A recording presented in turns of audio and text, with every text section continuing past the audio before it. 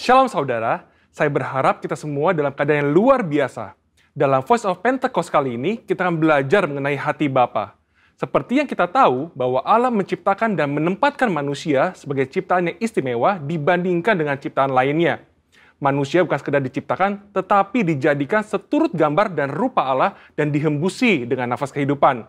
Hubungan antara Allah dan manusia bukan hanya antara pencipta dengan ciptaannya, tapi sebuah hubungan yang istimewa, yaitu digambarkan seperti seorang bapa dengan anak-anaknya. Hubungan Allah dan manusia yang disamakan dengan hubungan bapa dan anak diajarkan Tuhan Yesus sendiri yang merupakan hasil dari karya penebusannya di kayu salib. Tuhan Yesus juga mengajarkan sebuah doa yang dikenal dengan doa Bapa kami, dan doa ini dimulai dengan menyebut Allah sebagai Bapa kami yang di sorga. Dalam doanya, ia juga memanggil Allah dengan sebutan Bapa. Dalam pengajarannya, ia memakai perumpamaan bapa dan anak seperti perumpamaan anak sulung dan anak bungsu. Inilah hubungan yang Allah ingin nyatakan kepada manusia ciptaannya, tetapi karena pemberontakan dan pelanggaran perintah Allah oleh manusia, maka hubungan ini menjadi rusak.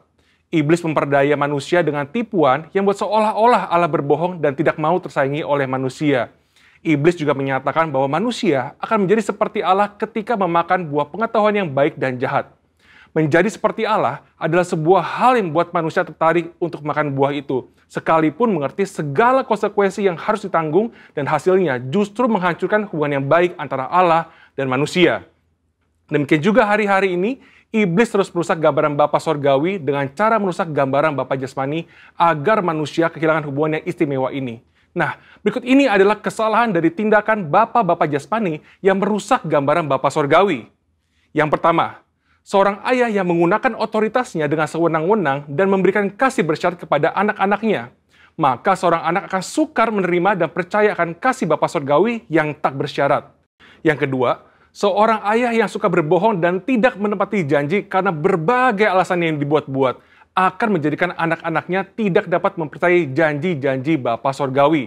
Dan yang ketiga, seorang ayah yang tidak menyediakan waktu yang cukup dan berkualitas untuk anak-anaknya, yang akhirnya membuat anak merasa tidak dihargai dan tidak dapat mempercayai kasih Bapa. Sebuah hasil survei yang dilakukan di kalangan generasi muda Gereja Bethel Indonesia menyatakan bahwa ketika menghadapi masalah, hanya 30% yang bercerita kepada orang tuanya, sedangkan 59% lainnya bercerita kepada orang lain, dan 11% memendam masalah itu sendiri. Selain itu, 12,5% kaum muda GBI mengakui bahwa mereka memiliki hubungan yang buruk dengan orang tua, dan 43% tidak ingin memiliki pasangan hidup seperti orang tuanya. Anak yang orang tuanya bercerai memiliki potensi 2 kali lipat lebih besar mengalami hubungan yang buruk dengan orang tuanya dan berkeinginan untuk bunuh diri dibandingkan dengan anak yang orang tuanya tidak bercerai. Pengakuan dari mereka yang memiliki hubungan yang buruk diakibatkan karena tersakiti oleh kata-kata yang diucapkan orang tua, mendapatkan pukulan fisik, merasa orang tua tidak memiliki waktu yang cukup bagi dirinya, dan tidak bisa menjadi teladan. Pada kenyataannya, tidak semua orang dapat memanggil Tuhan dengan sebutan Bapa. Ada keraguan, bahkan penolakan untuk menyebut Bapa karena pengalaman-pengalaman yang buruk dengan orang tuanya. Hal ini menyebabkan banyak dari kita tidak dapat memiliki hubungan yang dekat dengan Bapa Sorgawi. Padahal, Alkitab memberikan gambar yang sangat jelas bahwa Allah adalah Bapa yang sangat mengasihi manusia. Supaya kita mengalami kasih Bapa, kita bisa mulai dengan menerima kasihnya yang utama yang dinyatakan melalui Yesus Kristus yang mati di kayu salib untuk menebus dosa dan menyediakan keselamatan yang kekal bagi kita. Di kayu salib, Tuhan Yesus berteriak, Eli, Eli, lama sabatani, yang artinya Allahku, Allahku, mengapa engkau meninggalkan aku? Tuhan Yesus ditinggalkan Bapanya supaya kita semua bisa diperdamaikan dengan Bapa Sorgawi dan mengalami pemulihan dalam hubungan kasih Bapa. Matius 7 ayat 11 berkata, jadi jika kamu yang jahat tahu memberi pemberian yang baik kepada anak-anakmu, apalagi Bapamu yang di sorga, ia akan memberikan yang baik kepada mereka yang meminta kepadanya. Bapa di sorga tidak akan mengecewakan anak-anaknya. Kasih Bapa Sorgawi melebihi kasih seorang Bapa Jasmani dan mampu memberikan yang baik kepada anak-anaknya. Dan bagian terbaiknya adalah Bapa memberikan rohnya sendiri kepada anak-anaknya sebagai penasehat dan penolong. Amsal 14 ayat 26 menjanjikan bahwa dalam takut akan Tuhan ada ketentraman yang besar, bahkan ada perlindungan bagi anak-anaknya. Bapa memberikan perlindungan kepada anak-anaknya untuk bisa hidup sesuai dengan rencananya dan mencapai kesempurnaan dalam panggilannya. Maka dari itu, Mari kita percaya bahwa Bapa Surgawi adalah Bapa yang sangat mengasihi umatnya dan mengalami kasih Bapa melalui perjumpaan pribadi dan kehidupan yang berjalan bersama Dia. Mengalami janji-janji Allah dan melihat kesetiaan Allah terbukti membuat kita bisa mempercayai Dia dan mempercayakan hidup kita kepadanya. Bapa memberikan Roh Kudusnya agar kita percaya akan kasih Bapa dan mampu untuk mengampuni orang-orang yang pernah merusak gambaran Bapa yang baik serta memulihkan hati kita menjadi baru untuk bisa mengalami kasih Bapa yang sempurna. Saudara, untuk penjelasan lengkapnya dari tim teologi kami, silakan cek link yang ada di atas atau scan QR Code yang tersedia.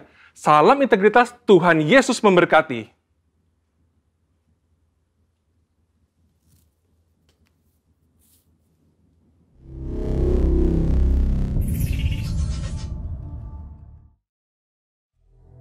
Mazmur 91. Dalam lindungan Allah.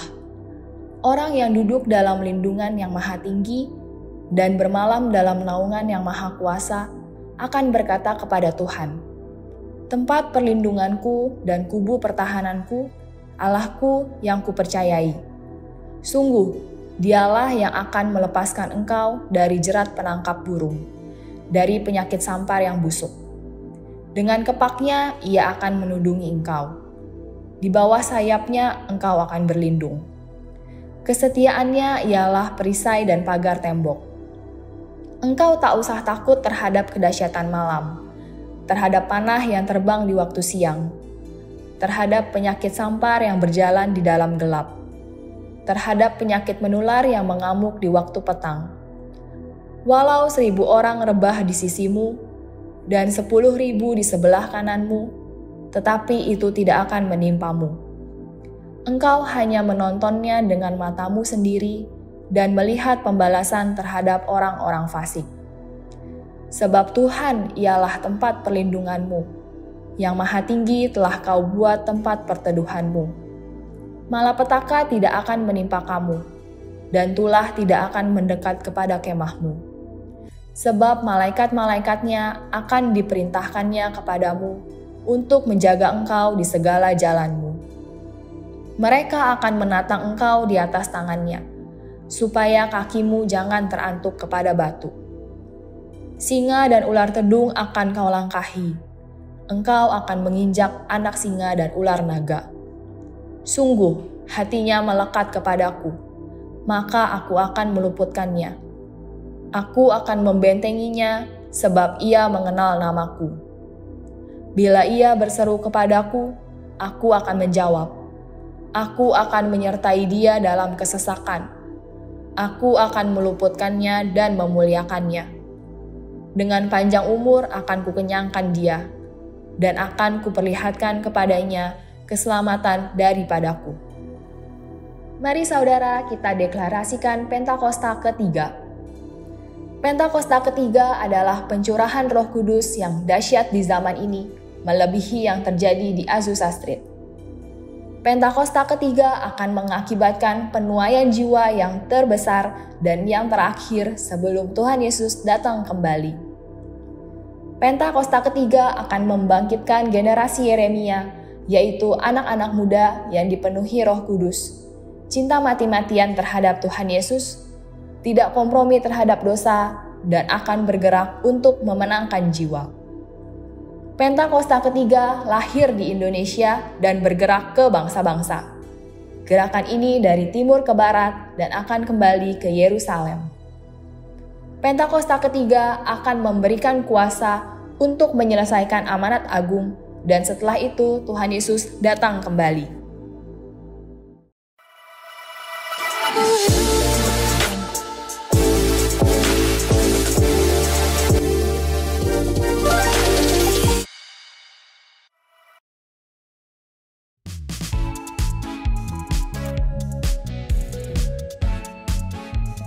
Shalom saudara, kembali lagi bersama saya Winana dalam DM News minggu ini. Saudara, menjaga kebugaran tubuh di saat pandemi seperti ini sangatlah penting, agar kita bisa tetap fit dan daya tahan tubuh tetap kuat dengan melakukan olahraga kecil di rumah. Nah saudara, dalam DM News minggu ini, saya akan memberikan beberapa tips olahraga kecil yang bisa kita lakukan di rumah, yaitu jogging, Duduk berdiri dengan menggunakan media kursi, naik turun tangga, push up, sit up, dan lain-lain. Baiklah saudara, mari kita saksikan info sepekan.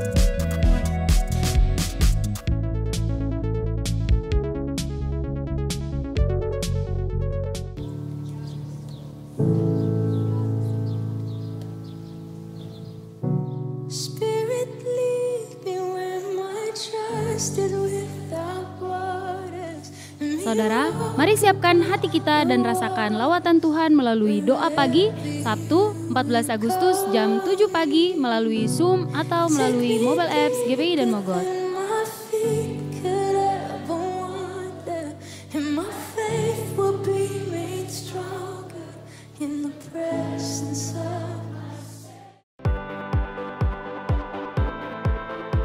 Saudara, fasilitas berikutnya yang ada di mobile apps GB dan Mogot adalah penyerahan anak.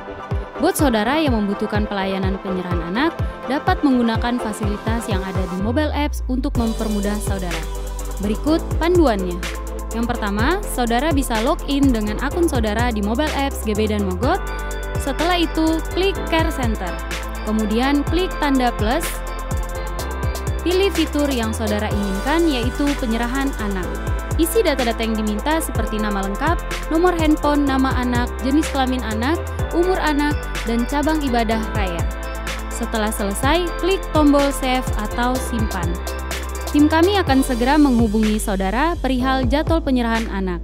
Jika ada yang ingin ditanyakan, dapat menghubungi kami melalui hotline pelayanan jemaat 0858 805004 kali atau melalui sosial media GBI dan Mogot. Terima kasih, Tuhan Yesus memberkati. Dan saudara, mari kita terus berdoa untuk pemulihan bangsa ini dari COVID-19 dan mematuhi prokes dari pemerintah. Sekian DM News minggu ini, selamat beribadah.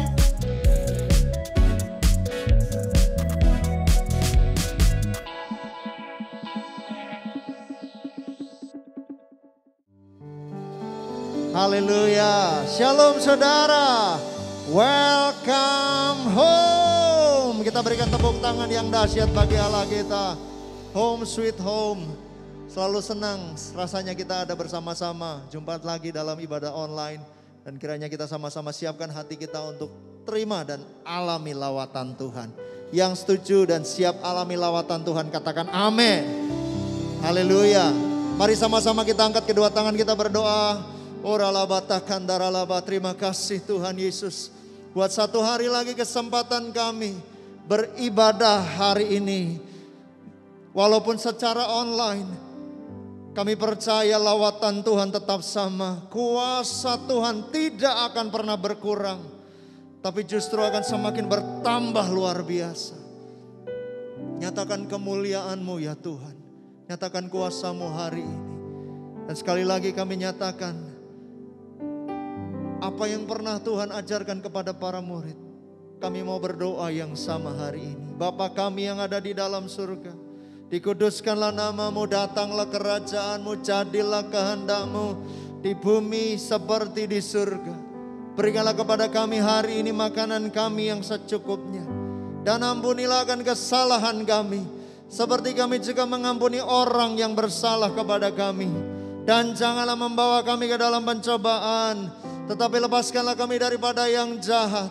Karena Engkaulah yang empunya kerajaan dan kuasa dan kemuliaan sampai selama-lamanya. Katakan amin. Berikan tepuk tangan yang dahsyat bagi Allah kita. Katakan haleluya.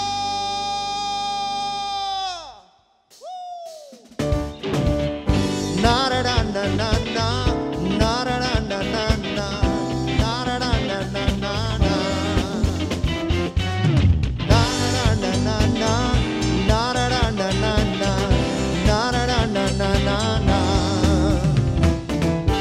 Haleluya, ku memuji-Mu Tuhan, karena kasih-Mu tak berkesudahan. Biar yang bernafas memuji Sang Raja, di atas gunung dan di dalam samudra. Tanganku ku angkat padamu, mensyukuri rahmat yang Kau beri. Kakiku melompat bagimu, sebab rahmat-Mu baru setiap pagi. Hey! Bersyukurlah kepada Tuhan, sebab Dia baik, sebab Dia baik. Bahwasanya untuk selamanya kasih setianya, kasih setianya.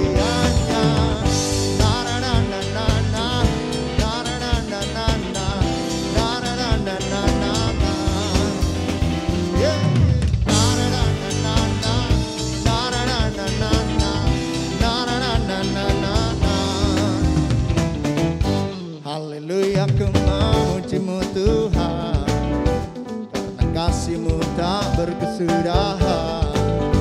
Biar yang bernafas memuji Sang Raja, di atas gunung dan di dalam samudra. Tanganku angkat padamu, mensyukuri rahmat yang Kau beri. Kakiku melompat bagimu, sebab rahmat-Mu baru setiap pagi. Haleluya. Bersyukurlah kepada Tuhan, sebab Dia baik, sebab Dia baik. Bahwasanya selamanya kasih setianya, kasih setianya.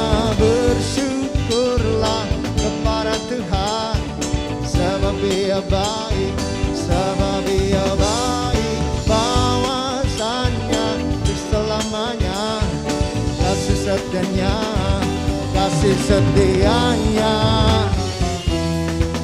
Bersyukurlah kepada Tuhan, sebab Dia baik, sebab Dia baik. Selama-lamanya Dia setia, Dia setia. Oh, na na na na na na na na na na na na na na na na na. Yeah, na na na na na na na na na na na na na na na na.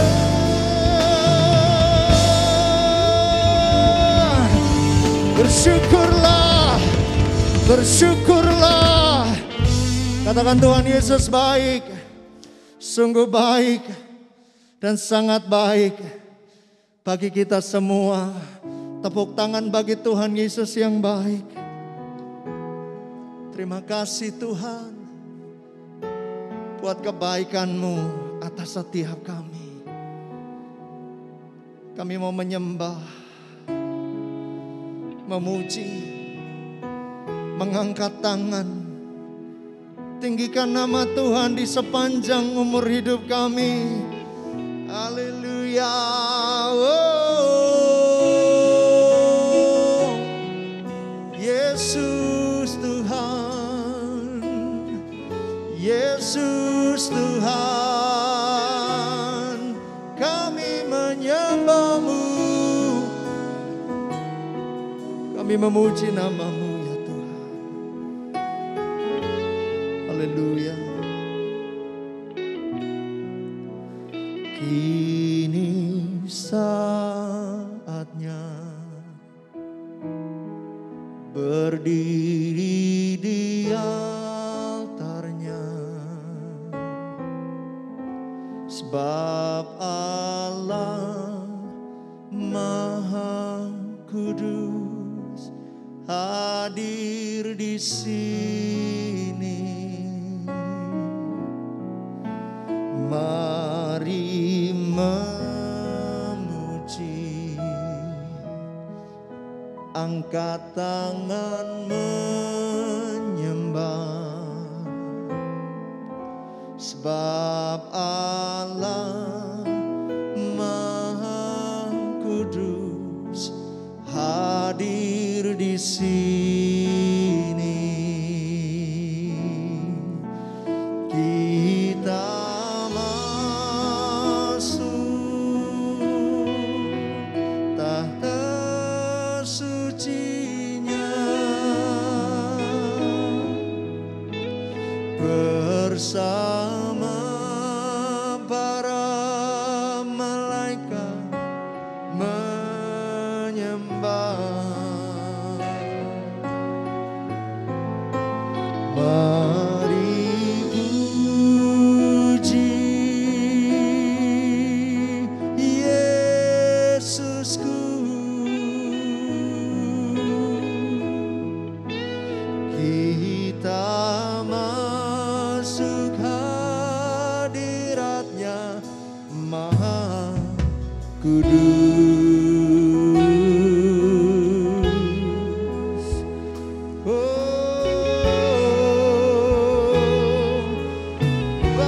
Lebih dalam kami,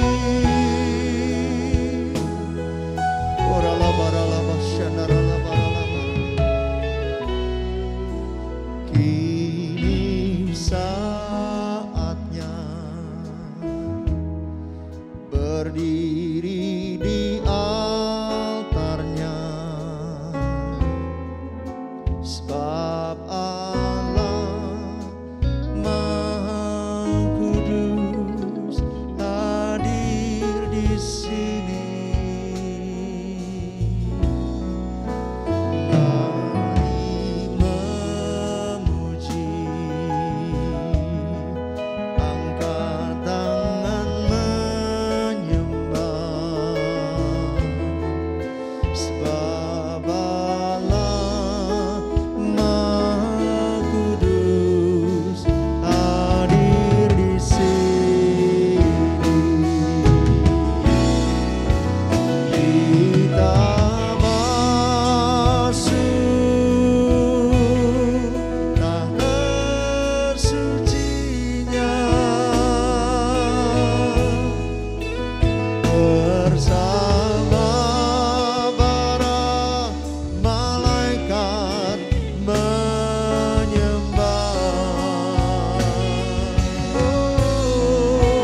Mari puji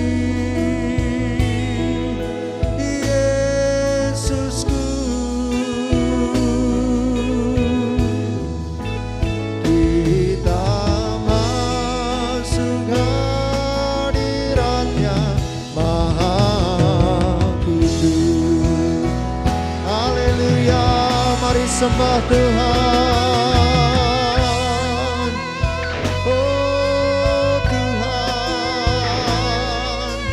bawa lebih dalam, Tuhan, kami menyembah, kami memuji nama di atas segala nama, yang layak disembah, diagungkan, ditinggikan. Yesus Tuhan, haleluya.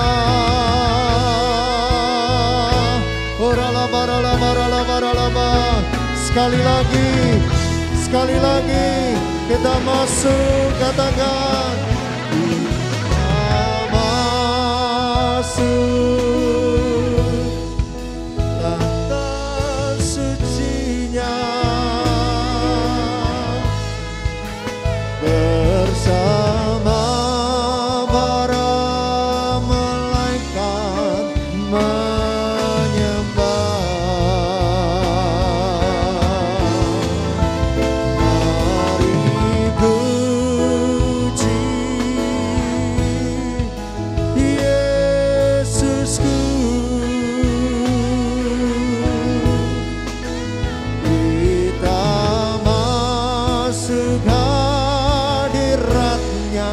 Maha Kudus, Kau ku sembah. Katakan, Kau ku sembah, Kau ku sembah, Kau ku sembah. Oh Tuhan, Kau ku sembah, Kau ku sembah.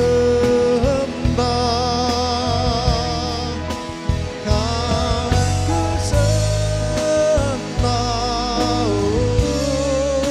Kau ku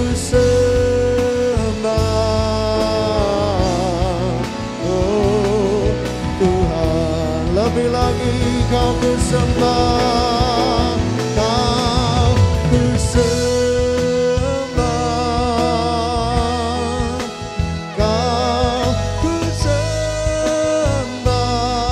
Oh Tuhan, Kau ku sembah.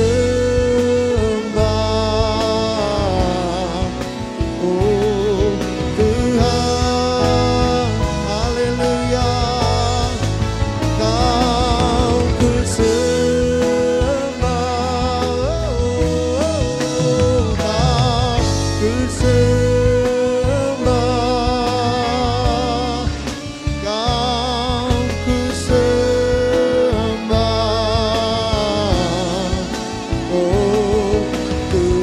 Tepuk tangan yang dahsyat. I exalt thee, I exalt thee,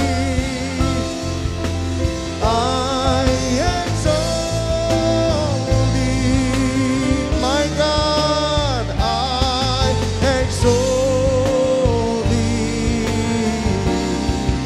Oh Lord, my God, my healer, I exalt thee, my redeemer, I exalt thee, yeah, I exalt thee.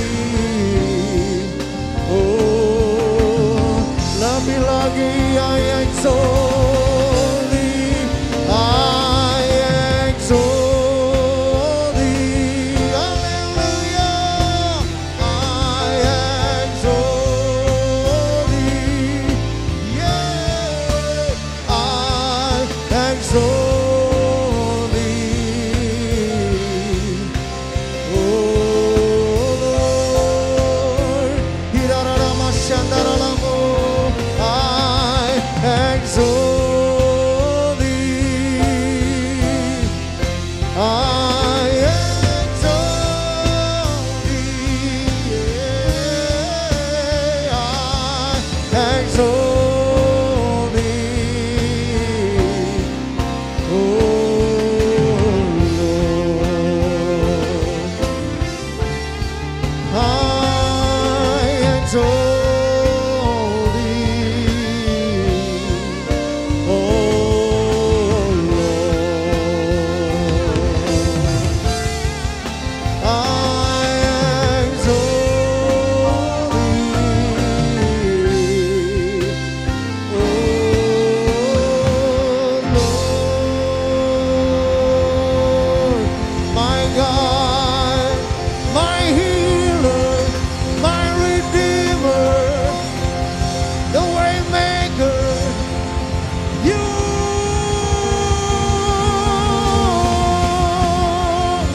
Kurana masyandaralamu, kirana masyandaralamu.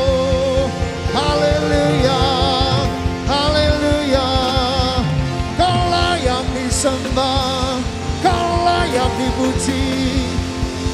Yesus Tuhan, Yesus Tuhan. Kuridian daralamu, syandaralamu, haradama kandaralamu, keradamaya syandaranamu, kiribian daralamu. Surga terbuka di rumah kami. Tuhan melawat, Tuhan hadir, Tuhan menjamah, Tuhan mengurapi, Tuhan menyembuhkan. Haleluya. Kuribiandanamo, Heradamaya Shandaralamo, Hiribiandanamo, Oralalabata Karalalabata Karalabaralaba. Haleluya. Haleluya. Haleluya. Radabata karalabaralabaralabaralabar. Engkau yang melepaskan kami dari ikatan belenggu dosa dan maut. Tuhan yang menyelamatkan kami, membawa kami masuk ke dalam terang-Nya yang ajaib. Terima kasih Tuhan.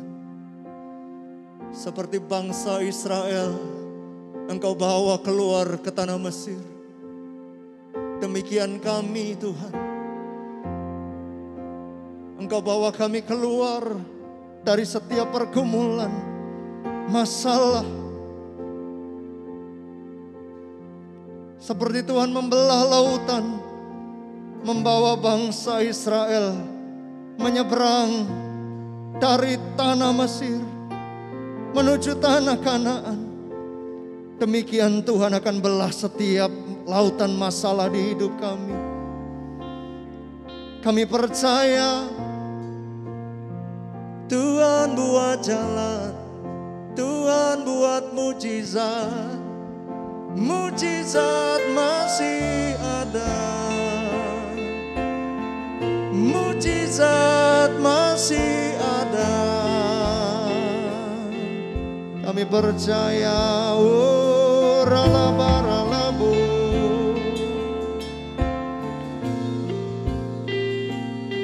Di dalam hadirat-Mu, di dalam hadirat-Mu, You unravel me with a melody. You surround me with a song of deliverance from my enemy, till all my fear are gone. I'm no longer a slave to fear. Yes, I am a child of God. I'm no longer a slave to fear. I am a child of God.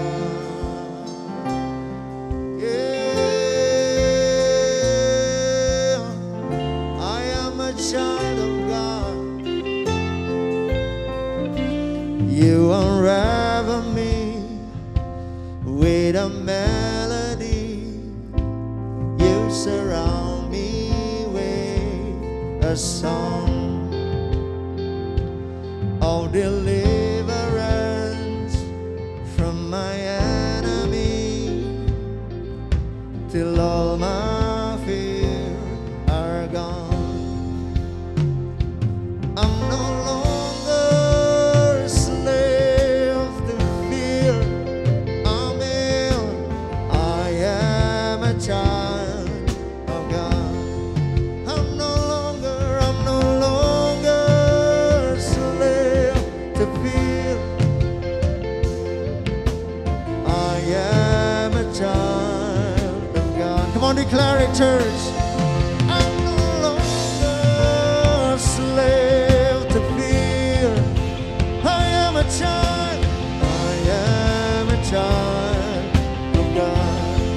I'm no longer slave to fear. I am a child of God. Woo!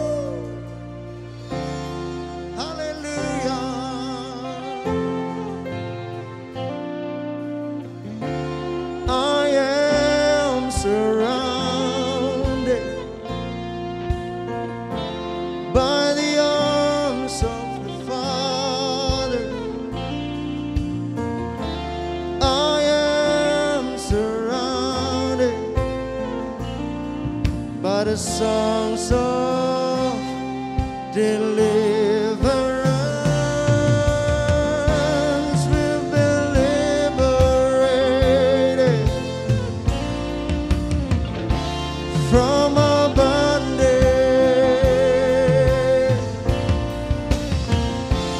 We're the sons of daughter. Let us sing of freedom.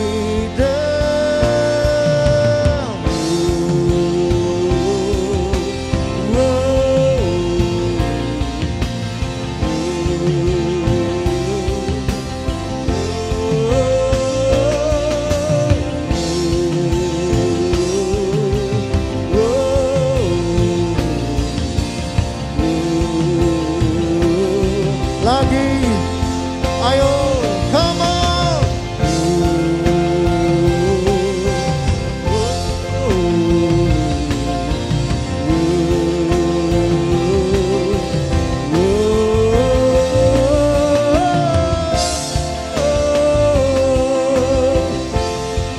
Tuhan yang sanggup belah lautan, Dialah yang dahsyat.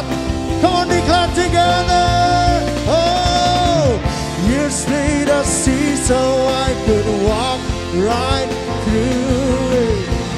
My feet were drawn in perfect love. You rescued me so I could stand and sing. I am a child of God. You can do it, God. You split the sea so I could walk right through it. My feet were drawn in perfect love. Oh, I love you, God. You rescued me so I could stand and say, I am a child. Lucky, I am a child of God. You split the sea. You split the sea so I could walk right through it. My feet were drawn in perfect love. You rescued me so I could stand and sing. I am a child of God. I am a child of God. I am a child of God. I am a child of God.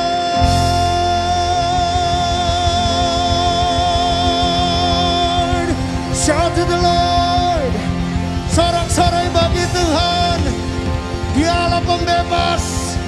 Dialah penerobos. Dia yang memberi kemenangan. Haleluya. I'm no longer a slave to fear. Amen. I am a child of God. I'm no longer a slave to fear. I am a child. Ayo di rumah-rumah deklarasikan ini, saudara. Come on. I'm no longer slave to fear. I am a child of God. Sekali lagi, come on. I'm no longer a slave to fear. I am a child of God.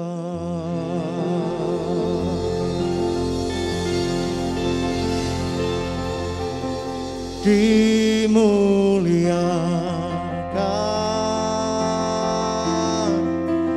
ditinggikan,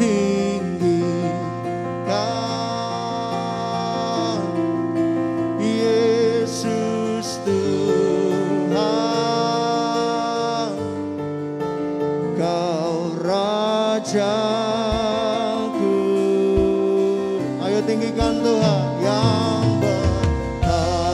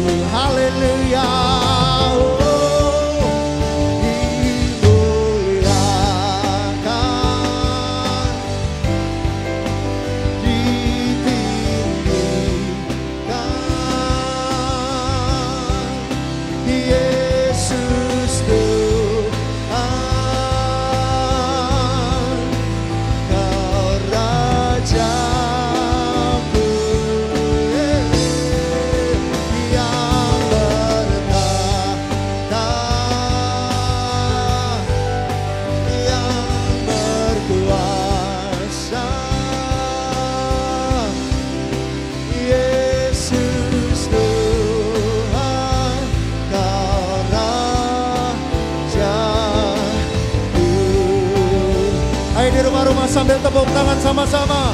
Dimuliakan, tinggikan Tuhan, ditinggikan Yesus Tuhan. Kau Rajaku yang berkuasa, yang berkuasa. Dia bertata, Yesus Tuhan namanya, Yesus Tuhan. Kau Rajaku. Haleluya. Oh, dimuliakan, ditinggikan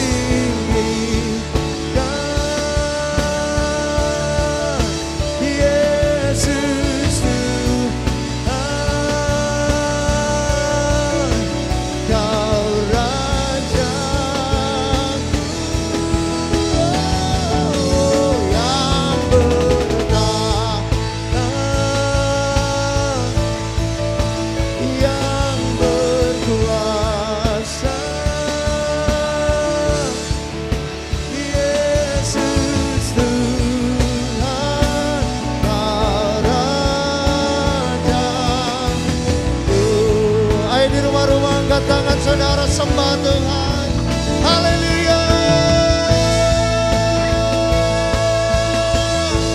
Kau layak, El Shaddai, Elohim, Kau layak, layak disembah, bersemayam di atas tahta ya Tuhan. Oh, kuralana mata kantara lama-lama. Ya Tuhan, bertahta ya Tuhan. Orala-barala-barala-ba. Yesus Tuhan, Kau Rajaku.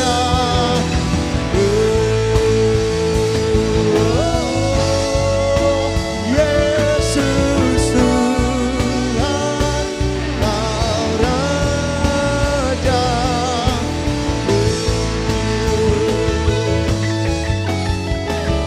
Yesus Tuhan, Kau Rajaku.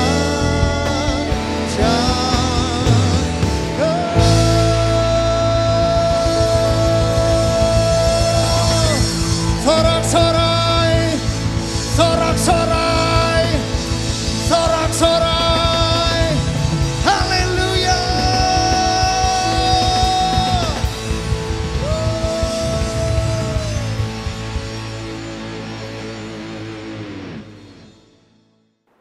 Shalom saudara, senang sekali bisa menjumpai Bapak Ibu Saudara lagi. Apa kabar saudara Jemaat GBI dan Mogot? Senang sekali bisa sharing sesuatu dari kebenaran firman Tuhan hari ini. Saya ingin mengucapkan terima kasih buat para pemimpin, Gembala Jemaat, Pak Alex, dan semua para pemimpin yang memberi kehormatan kepercayaan ini untuk saya bisa bagikan kebenaran firman Tuhan. Dan hari ini ada satu hal yang penting untuk kita bahas bersama-sama. Kita masih ada di situasi yang sangat tidak pasti dan tidak menentu ini. Orang banyak mengalami frustasi, orang kehilangan pengharapan dalam kehidupan.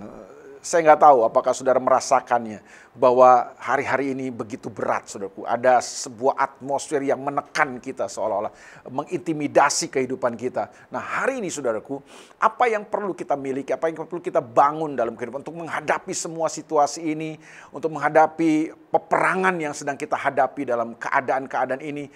Karena saya tetap meyakini bahwa Tuhan adalah Tuhan yang merancangkan kehidupan kita, bukan untuk kalah dengan semua situasi ini.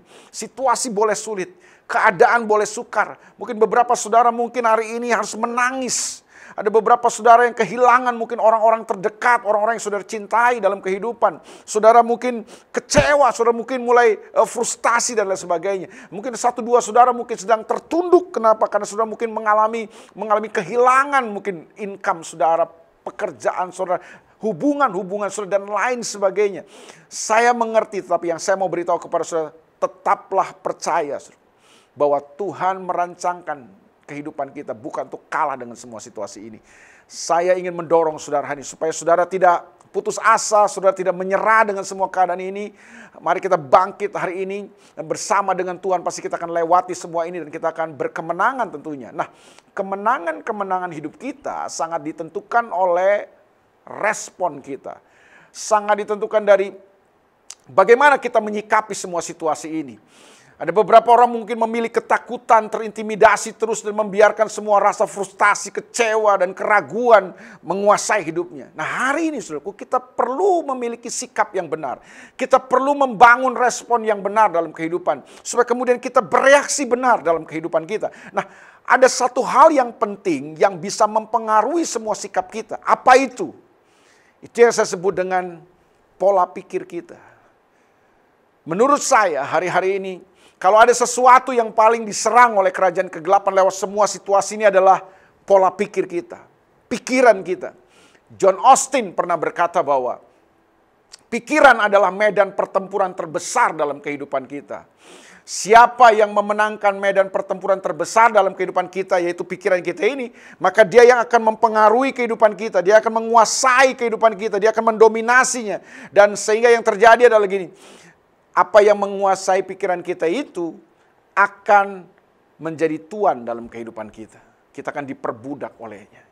Itu sebabnya hari ini pastikan Tuhan dan kehendaknya, firman Tuhan dan janji-janji Tuhan yang menguasai pikiran kita. Supaya kemudian gini, kita bisa menjadi pribadi-pribadi yang tetap bisa bersikap benar dalam kehidupan di tengah-tengah situasi yang sulit. Di tengah-tengah situasi yang sukar hari-hari ini. Nah, faktor penting itu adalah dalam pola pikir kita. Itu sebabnya hari ini saudaraku, mari saudaraku kita perhatikan pola pikir kita. Saya mau bahas itu kepada saudara. Mari perhatikan sama-sama dalam Roma pasal yang ke-12, ayat yang kedua. Itu banyak sekali ayat-ayat yang berbicara tentang pola pikir. Tapi saya tertarik untuk membahas Roma pasal 12 ayat yang kedua ini. Janganlah kamu menjadi serupa dengan dunia ini. Saya ulang sekali lagi. Ayat ini diawali dengan sebuah kalimat ini. Janganlah kamu menjadi serupa dengan dunia ini. Terjemahan yang lain, terjemahan bahasa Inggris. Salah satu Alkitab bahasa Inggris mengatakan, janganlah kamu terkonfirmasi dengan dunia ini. Jangan kamu tersesuaikan gitu loh dengan dunia ini. Maksudnya apa, Pak? Maksudnya begini. Bahwa situasi dunia ini sedang mencekam, keadaan sedang sulit, keadaan sukar, saudaraku. Semua serba nggak pasti, tidak menentu, membuat kita banyak sekali mengalami krisis pengharapan. Beberapa saudara mungkin menyerah, banyak orang ketakutan dan lain sebagainya. Nah, ketika situasi dunia sedang carut-marut begini, Alkitab bilang gini, jangan kamu menjadi serupa dengan dunia ini. Jangan kamu terkonfirmasi dengan semua ini. Bahwa situasinya bisa seperti itu, tapi jangan sampai kita akhirnya terhanyut. Kita terseret oleh semua keadaan dunia ini, oleh sistem dunia ini, dan akhirnya membuat kita kalah dan tersapu akhirnya. Nah, itu yang firman Tuhan katakan. Jangan kamu menjadi serupa dengan dunia ini. Jangan kamu terkonfirmasi dengan semua keadaan dan situasi dunia ini. Karena Tuhan merancangkan kepada kita bukan rancangan kekalahan. Tetapi rancangan Tuhan buat kita adalah rancangan kemenangan demi kemenangan. Bahkan dia katakan gini, dia sedang menyiapkan kepada kita sebuah hari depan, hari esok yang penuh harapan. Ketika dunia nggak punya pengharapan, ketika dunia kehilangan pengharapan, firman Tuhan berkata, kita punya hari depan yang penuh harapan. Itu sebabnya kita jangan terkonfirmasi dengan dunia ini. Apapun situasi yang sedang saudara hadapi hari ini. Nah, bagaimana supaya kita tidak serupa dengan dunia ini? Ayat ini beritahu kepada kita. Tetapi berubahlah. Haleluya. Tetapi berubahlah oleh pembaharuan budimu. Nah, sayang sekali terjemahan Alkitab bahasa Indonesia menggunakan berubahlah oleh pembaharuan budimu. Tapi sebenarnya kan yang dimaksud budi di situ kan budi, bukan budi orang Grogol atau orang Tangerang, bukan. Pembaharuan budi di situ maksudnya adalah pembaharuan dalam cara berpikir gitu. Renewing your mind. Transform your mind. Itu yang dipakai dalam bahasa Inggris. Nah, bahasa aslinya juga sama sebenarnya. Jadi bagaimana supaya kita tidak terkonfirmasi dengan semua situasi dan keadaan-keadaan yang sedang carut marut dan gak menentu ini dalam dunia ini. Nah, katanya kita mesti berubah oleh pembaharuan dalam cara berpikir kita. Berarti cara berpikir kita ini perlu mengalami pembaharuan, perlu mengalami renewing, perlu mengalami transformasi gitu dalam cara berpikir kita. Nah, kata yang digunakan dalam bahasa asli, kata pembaharuan di situ dipakai kata anakainosis. Nanti kita akan sama-sama bahas kata itu karena kata itu penting sekali. Anakainosis. Nah, anakainosis ini punya arti apa sih? Merombak cara berpikir kita. Anakainosis punya pengertian merenovasi, itu kata yang muncul ya. Jadi anakainosis itu artinya apa? Merenovasi, merombak, mengganti pikiran kita, pola pikir kita. Kenapa pola pikir itu penting? Itu yang saya bilang tadi, karena pola pikir kita ini adalah medan pertempuran terbesar dalam kehidupan kita. Sadarkah saudara bahwa semua sikap kita, semua reaksi kita, pilihan-pilihan dan keputusan-keputusan yang kita buat dalam kehidupan kita itu sangat dipengaruhi oleh pola pikir kita. Jadi apa yang ada dalam pikiran kita itulah yang akan keluar sebagai sikap dan reaksi kita dalam kehidupan. Tindakan-tindakan kita akan sangat dipengaruhi oleh pikiran kita. Itu sebabnya dia katakan, tetapi berubahlah oleh anakainosis, oleh pembaharuan pola pikirmu, sehingga katanya kamu dapat membedakan manakah kehendak Allah, apa yang baik, yang berkenan kepada Allah dan yang sempurna. Jadi saudara, hari-hari ini yang penting, yang perlu untuk kita miliki dan kita alami dalam kehidupan adalah kita perlu mengalami pembaharuan, mengalami renovasi dalam cara berpikir kita. Kita perlu mengalami renewing dalam cara berpikir kita. Supaya kemudian, saudaraku, kita bisa mengelola atau mulai membangun satu sikap, satu reaksi yang benar. Karena ketika saudara bereaksi salah di tengah-tengah situasi yang sulit ini, maka kita akan terhempas, kita bisa tersapu dengan semua keadaan ini.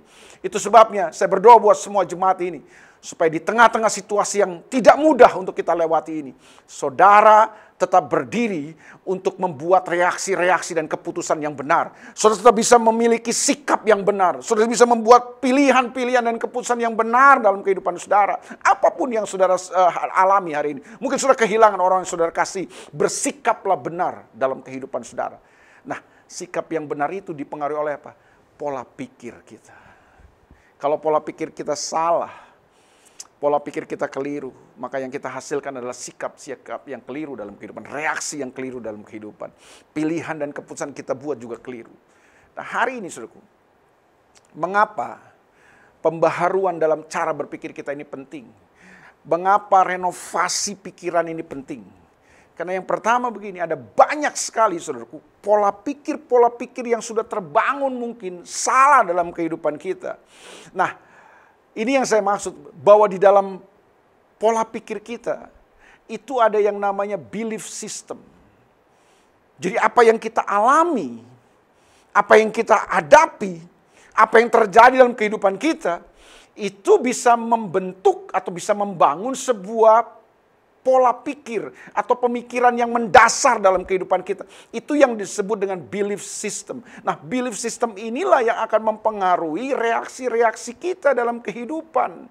Nah, ada mungkin saudaraku di masa lalu kita peristiwa-peristiwa, pengalaman-pengalaman yang menyakitkan dalam kehidupan kita, dan pengalaman-pengalaman yang menyakitkan itu telah membentuk sebuah belief system dalam kehidupan kita. Telah membentuk pola pikir kita sehingga yang terjadi adalah gini, kita akhirnya dalam kehidupan kita, ketika menghadapi situasi yang sama, kita akan bereaksi salah dalam kehidupan kita. Kita bersikap keliru dalam kehidupan kita. Mengapa? Karena itu sudah ada di dalam pola pikir saudara. Itu sudah terbentuk. Itulah yang namanya belief system. Nah, pemikiran-pemikiran yang salah dari masa lalu, dari pengalaman-pengalaman hidup kita, keadaan-keadaan situasi yang kita alami dalam kehidupan kita, itu perlu mengalami perombakan, saudara. Itu perlu mengalami renovasi, itu perlu mengalami pembaharuan. Kita sama-sama tahu bahwa kalau orang mengadakan renovasi atau mau merombak bangunannya, tujuannya pasti kan kenapa? Karena bangunan itu mungkin sudah banyak yang rusak, mungkin dimakan rayap dan lain sebagainya, maka direnovasi. Atau mungkin alasannya gini, oh sudah modelnya sudah terlalu lama, sudah tidak relevan lagi, sudah nggak kekinian lagi. Nah itu perlu dirombak, perlu direnovasi. Atau begini, tujuannya adalah alasannya supaya bangunan itu lebih bagus, lebih indah gitu kan. Itu alasan-alasan orang mengadakan renovasi kan. Nah sama dengan pola pikir kita. Kenapa kita bilang kita harus mengalami anakainosis dalam cara berpikir kita. Kita harus mengalami perombakan, renovasi dalam cara berpikir. Oh ternyata gini, ada banyak sekali pola pikir yang mungkin sudah lama terbangun dalam kehidupan kita yang keliru. Yang perlu direnovasi, yang perlu dibaharui hari ini oleh firman Tuhan, oleh pola pikir yang benar. Contoh. Mungkin ada seorang istri yang pernah disakiti oleh suaminya. Berkali-kali mungkin dia disakiti. Nah, kemudian terbentuklah sebuah belief system bahwa yang namanya suami memang tidak pantas untuk dipercaya. Yang namanya suami itu tidak layak untuk dipercaya. Jadi apapun yang suamimu lakukan, akhirnya kita selalu bersikap negatif terhadapnya. Masalahnya ada di mana? Masalahnya ada di pola pikir kita. Ada sebuah belief system yang telah terbangun dalam diri seorang istri itu. Untuk apa? Untuk akhirnya selalu bersikap negatif apapun yang suaminya lakukan. Nah, yang perlu adalah belief system itu harus diganti. Belief system harus dirombak. Kemudian diganti dengan yang benar. Bahwa orang bisa salah. Orang bisa melakukan kesalahan. Orang bisa gagal dalam kehidupan. Tapi tidak selamanya orang selalu gagal. Ada saatnya orang bisa berubah dalam kehidupan. Nah, pemikiran-pemikiran seperti ini kan yang perlu terus dibangun dalam kehidupan. Supaya kemudian gini, kita akhirnya bisa memperbaiki sikap kita dalam kehidupan. Contoh yang lain adalah, mungkin begini, saudara membesarkan seorang anak dengan orang bilang dimanjain ini anak. Semua yang dia inginkan diturutin. Semua yang dia inginkan harus dipenuhi. Kalau nggak dipenuhi dia marah, kalau nggak dipenuhi dia ngambek dan orang tuanya selalu datang untuk memenuhinya. Daripada anak ini marah, daripada anak ini nangis, daripada anak ini ngambek, ya semua diikutin. Ada orang tua kan mungkin yang salah dalam mengasuh anaknya, dalam mengasihi anaknya. Jadi mengimplementasikan kasihnya keliru aja kan. Akhirnya anak ini diturutin semua apa yang dia mau. Dan saudara tahu, apa yang terjadi dalam kehidupan anak ini, kemudian dia tumbuh besar, membentuk sebuah pola pikir, membentuk sebuah belief system dalam hidupnya bahwa semua keinginannya itu penting. Semua yang dia inginkan, yang dia mau itu harus dipenuhi. Karena kalau tidak, dia tidak bahagia. Jadi kebahagiaannya terletak ketika semua keinginan dan kemauannya dipenuhi, dituruti. Itu sebabnya keinginannya, kemauannya itu penting, harus dipenuhi. Kalau tidak dia nggak bahagia. Jadi bahaya sekali saudaraku. Sehingga yang terjadi ketika dia tumbuh dewasa, dia orang yang diperbudak oleh keinginan-keinginannya. Bahwa semua keinginannya harus terpenuhi. Keinginannya harus dituruti. Kalau ada orang yang nggak menuruti keinginan kemauannya, dia akan lawan orang itu. Karena itu berarti gini, itu upaya kamu untuk menyakiti saya. Itu upaya kamu untuk tidak membahagiakan saya. Nah, saudara, akhirnya muncul orang-orang yang egois dalam kehidupan. Orang-orang yang cuma mementingkan kepentingan diri sendiri. Dia tidak peduli dengan orang lain. Orang lain mau mengalami apapun, keluarganya mau mengalami apapun, suaminya, istrinya, anak-anaknya mau mengalami apapun. Nggak peduli, yang penting keinginan saya bisa terwujud. Keinginan saya bisa terpenuhi karena keinginan saya penting. Disitulah letak kebahagiaan saya. Ketika semua keinginan saya terpenuhi. Ini bahaya sekali saudaraku. Itu sebabnya kita ketemu dalam kehidupan ini. Ada orang-orang yang bisa mengorbankan suaminya, mengorbankan keluarganya, istrinya, anak-anaknya. Hanya demi keinginan-keinginannya. Ada orang yang mengorbankan Tuhan bahkan, mengorbankan firman Tuhan, mengorbankan kebenaran demi keinginan-keinginannya terwujud. Tahukah saudara, bahwa seringkali kita tidak tahu, kita tidak mengerti dengan keinginan kita sendiri. Ada banyak keinginan kita justru yang menghancurkan kehidupan kita. Itu sebabnya gini, kalau sudah pelajari Alkitab, tidak semua keinginan kita Tuhan akan penuhi. Karena seringkali kita nggak ngerti dengan keinginan-keinginan kita. Nah itu sebabnya saudaraku, hari ini kalau ada pola pikir yang keliru, pola pikir yang salah itu harus direnovasi, harus dirombak, diganti dengan pemikiran yang benar. Bahwa kebahagiaan hidup kita tidak ditentukan ketika semua keinginan kita bisa dipenuhi dalam kehidupan. Nah, kebenarannya ada gini, keinginan-keinginan kita ada kalanya justru membawa kita kepada kehancuran. Tidak semua keinginan kita itu membawa kita kepada jalan yang benar. Nah, Tuhan hari ini mau tuntun saudara dan saya bukan sekedar untuk memenuhi semua keinginan kita. Dia ingin membawa kita untuk menjadi kehidupan yang memenuhi kehendak Tuhan, bukan kehendak diri kita sendiri. Itu sebabnya saudaraku, temukanlah pola-pola pikir yang salah dalam kehidupan saudara yang mungkin terbangun dari masa lalu saudara. Atau mungkin lewat peristiwa-peristiwa yang saudara alami hari ini. Saudara mulai meragukan Tuhan dan lain sebagainya. Di mana Tuhan? Tuhan kau di mana? Kenapa aku mulai mesti mengalami ini? Aku mulai kehilangan orang yang saya cintai. Mungkin kalau Tuhan bisa jawab, saudara bisa dengar, Tuhan bilang, aku di sini, aku tetap di sini. Aku tetap Tuhan. Aku tetap Tuhan yang bekerja untuk hidupmu. Ada banyak pola pikir yang perlu dirombak dalam kehidupan kita, dibaharui. Itu sebabnya hari ini terbuka, biarkan Tuhan merombak, merenovasi cara berpikir saudara. So kemudian kita bisa bersikap benar dalam kehidupan, kita bisa bereaksi benar, membuat pilihan dan keputusan yang benar dalam kehidupan. Yang kedua yang saya mau bagikan kepada saudara, kenapa pembaharuan dalam cara berpikir, renewing your mind itu penting. Transform your mind. Anakainosis itu penting. Kenapa kita perlu mengalami renovasi dalam cara berpikir kita? Karena ternyata ini, waktu kita mengalami renovasi dalam cara berpikir, waktu kita pikiran kita dibaharui, mengalami renewing, kita bisa punya kemampuan untuk membedakan. Saya ulang sekali lagi. Kita punya kemampuan untuk membedakan ketika pola pikir kita, cara berpikir kita terus dibaharui oleh Tuhan.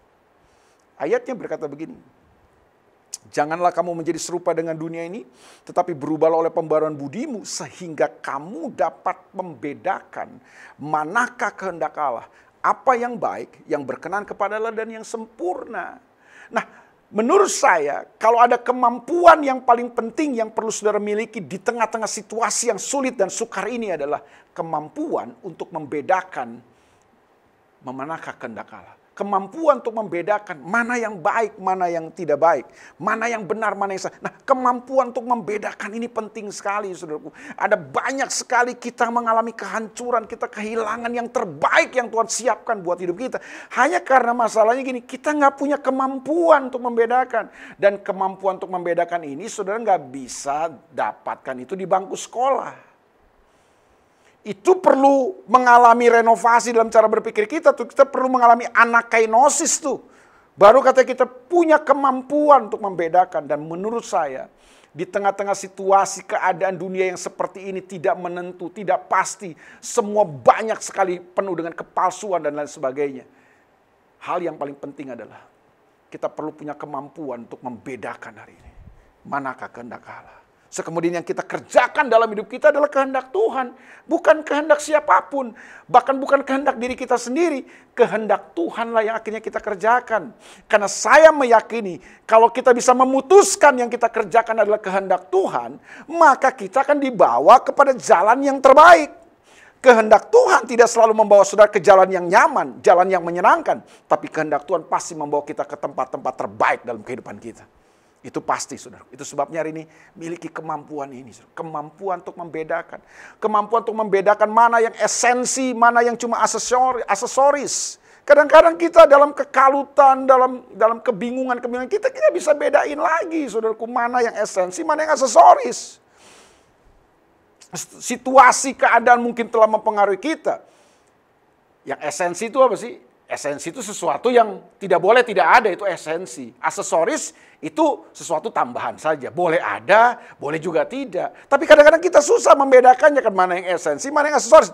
Dan menurut saya, pandemik ini telah membawa saudara dan saya, gereja Tuhan untuk semakin punya ketajaman untuk membedakan sebenarnya. Makanya pola pikir kita harus mengalami pembaruan nih. Jangan sampai situasi ini kita nggak ngalami apa-apa akhirnya.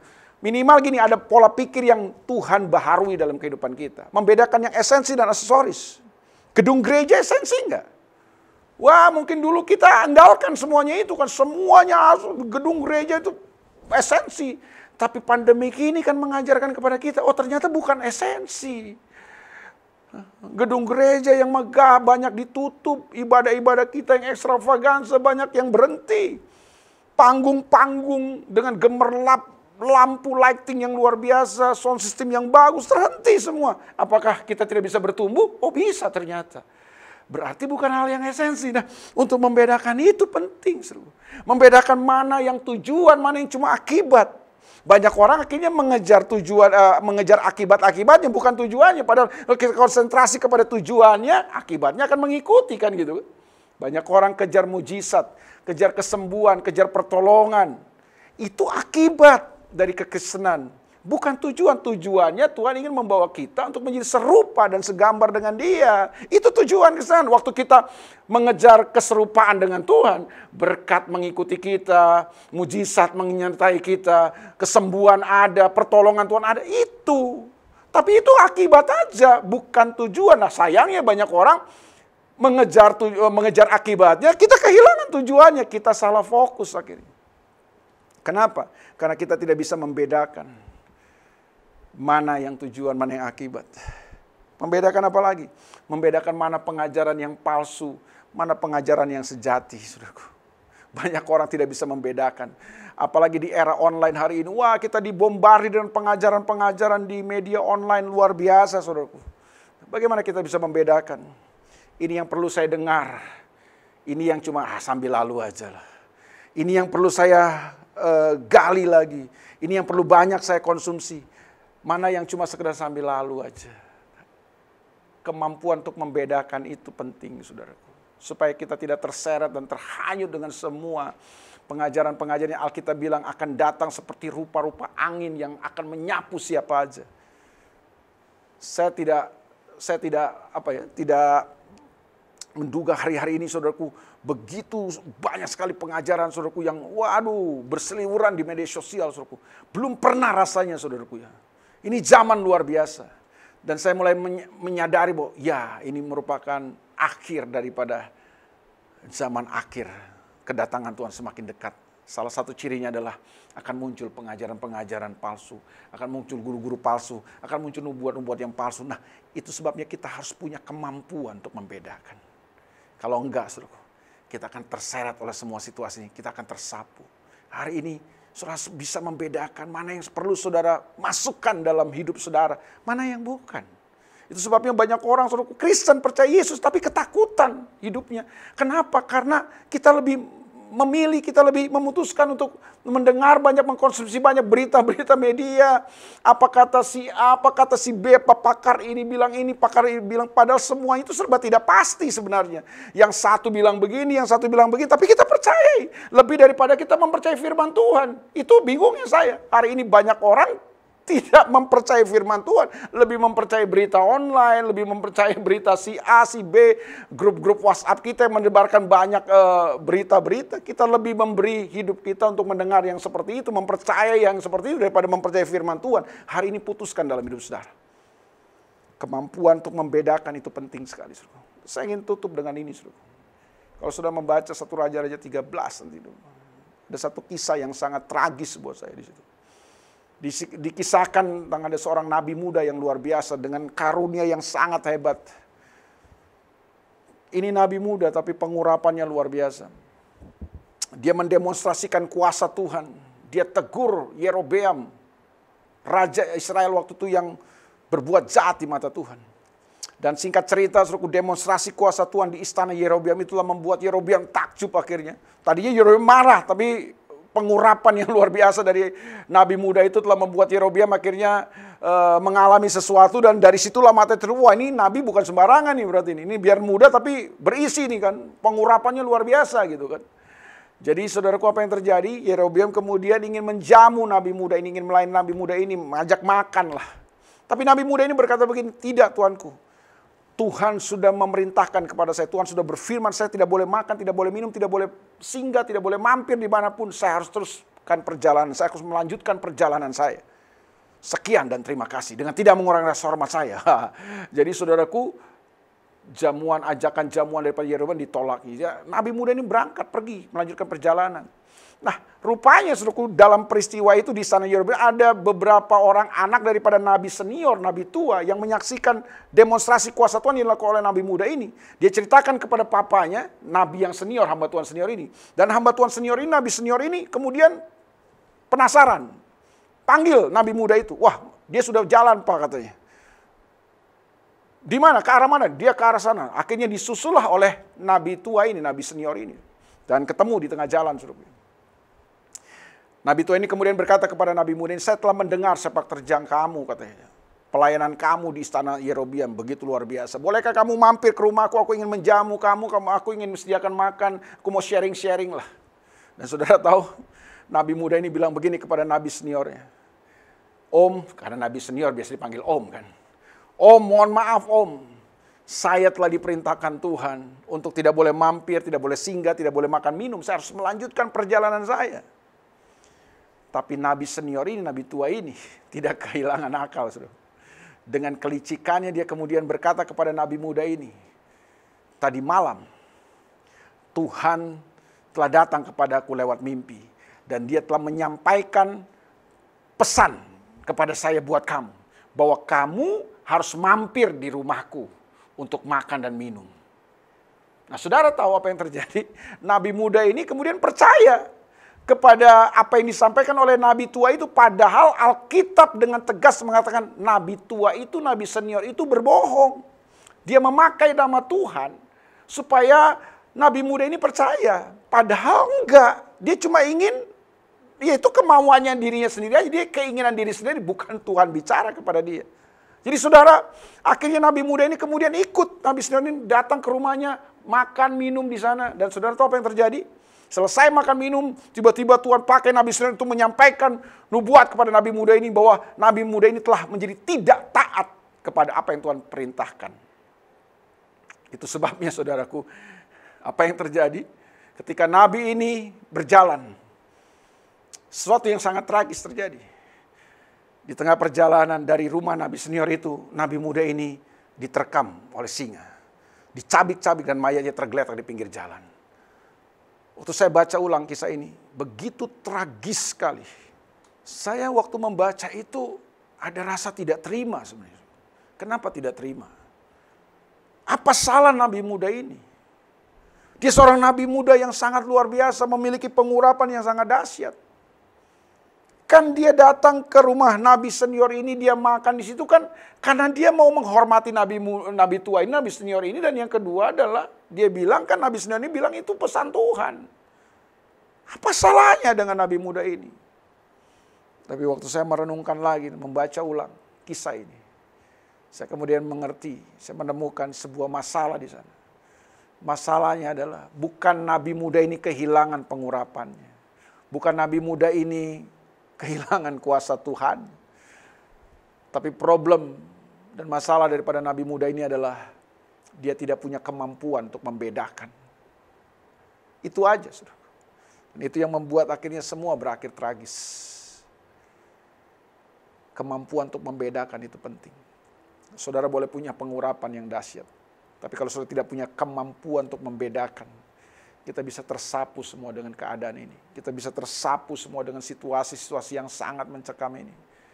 Kita sedang berada di satu masa yang tidak mudah untuk kita lewati, saudara. Itu sebabnya hari ini bangun hidup saudara benar-benar. Saya meyakini bahwa begini, yang ada di dalam kita itu jauh lebih penting daripada apa yang ada di luar kita. Saya bukan meremehkan situasi pandemik ini. Saya tidak meremehkan virus yang sedang menyebar ini. Tidak sama sekali. Tapi yang saya mau beritahu adalah bahwa gini, apa yang ada di dalam hidup kita itu jauh lebih penting untuk kita bangun. Fokus dan konsentrasi kita harusnya bukan kepada apa yang ada di luar kita. Fokus dan konsentrasi kita harus kepada apa yang ada di dalam kita. Karena prinsipnya begini, kalau yang di dalam kita berkualitas, kalau yang di dalam kita kuat, maka situasi apapun yang ada di luar kita mampu kita hadapi. Percayalah saudaraku, saya tidak ingin menubuatkan, saudara bisa baca saja di Alkitab sebenarnya, bahwa situasi ke depan tidak akan lebih baik. Tidak akan lebih baik. Jangan berharap situasi ke depan lebih baik. Alkitab sudah bilang hari-hari terakhir akan datang masa yang sukar. Bahkan Alkitab bilang masa yang amat sangat sukar. Tapi ketika situasi yang tidak baik itu datang, saya tetap meyakini rancangan Tuhan buat gereja ini adalah pintu alam maut sekalipun tidak akan pernah bisa mengalahkan gereja. Semua akan tergoncang, kerajaan Allah tidak tergoncangkan. Rancangan Tuhan buat hidup kita adalah kemenangan. Nah bagaimana ketika situasinya nggak baik, kita harus menjadi pribadi yang lebih baik. Jadi konsentrasi bangun hidup saudara, jadi pribadi yang lebih baik.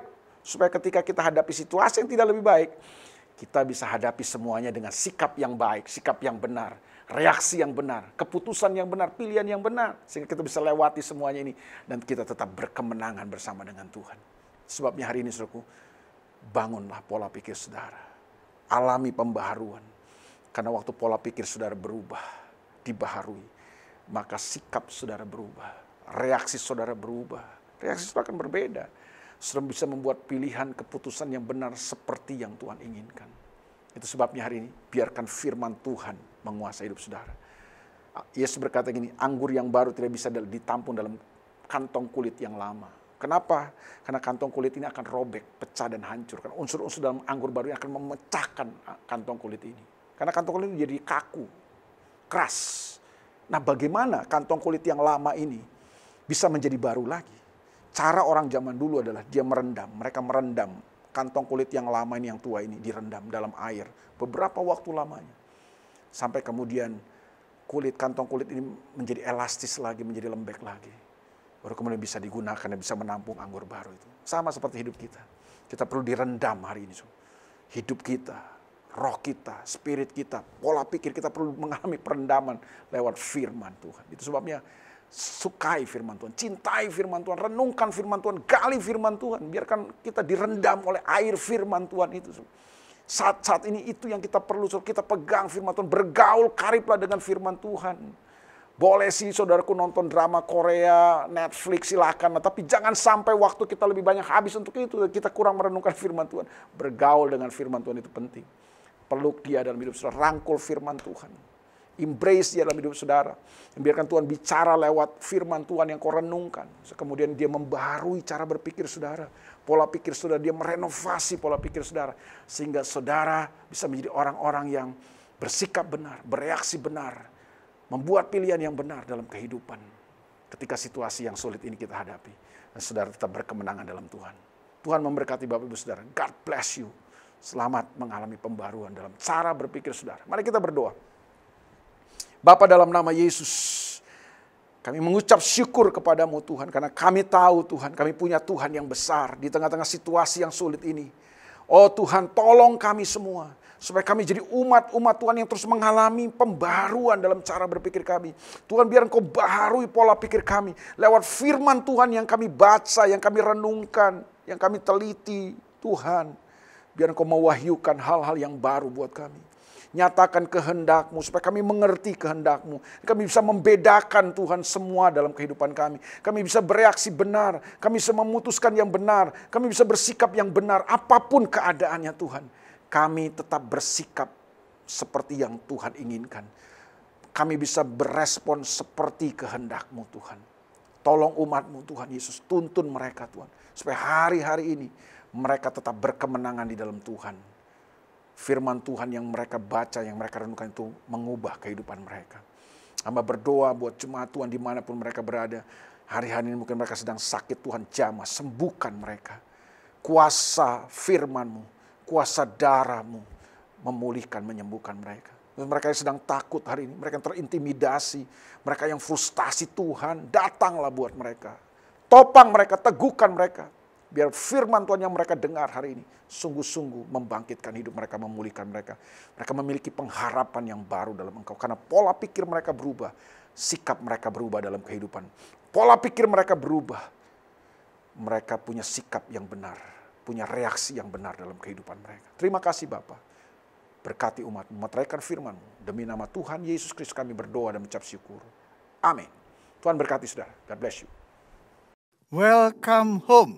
Puji nama Tuhan, kita kembali diizinkan bersama-sama menikmati hadirat Tuhan melalui pujian penyembahan, melalui firman Tuhan yang sudah disampaikan buat hidup setiap kita. Dan ini waktunya kita memberikan persembahan kita. Mari bawa persembahan kita dengan hati yang bersyukur dan hati yang mengasihi Tuhan. Mari kita berdoa saudara. Bapak bersyukur, berterima kasih Tuhan masih beri kehidupan buat kami. Dan Tuhan masih izinkan kami beribadah kepada Tuhan. Menikmati segala kebaikan Tuhan. Dan biarlah saat ini kami bawa persembahan kami yang terbaik Dan kami berdoa biarlah ini menyenangkan hati-Mu dan dipakai hanya untuk mempermuliakan nama-Mu. Kau memberkati setiap kami dengan kapasitas hati yang diperluas dan berkat yang dilipat kali gandakan. Terima kasih Bapa. Dalam nama Tuhan Yesus Kristus kami berdoa. Amin. Haleluya, ku memuji-Mu Tuhan, karena kasih-Mu tak berkesudahan. Biar yang bernafas memuji Sang Raja, di atas gunung dan di dalam samudra. Tanganku angkat padamu, mensyukuri rahmat yang kasih.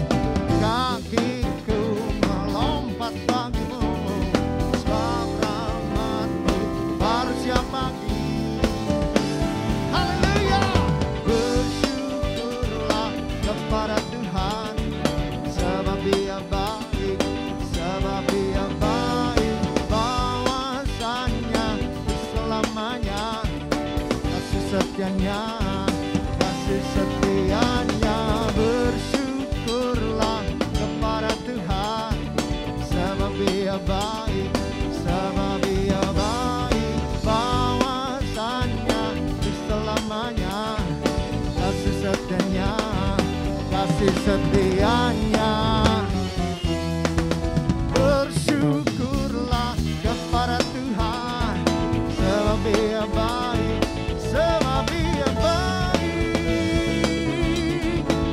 Selama-lamanya Dia setia, Dia setia. Oh, na-ra-na-na-na-na, na-ra-na-na-na-na, na-ra-na-na-na-na.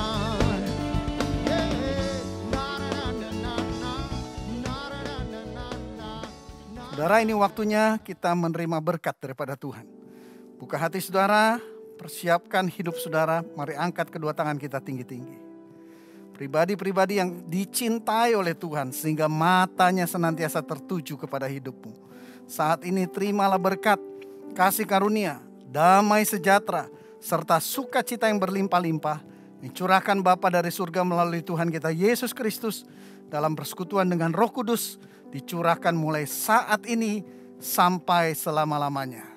Setiap kita yang diberkati sama-sama katakan amin.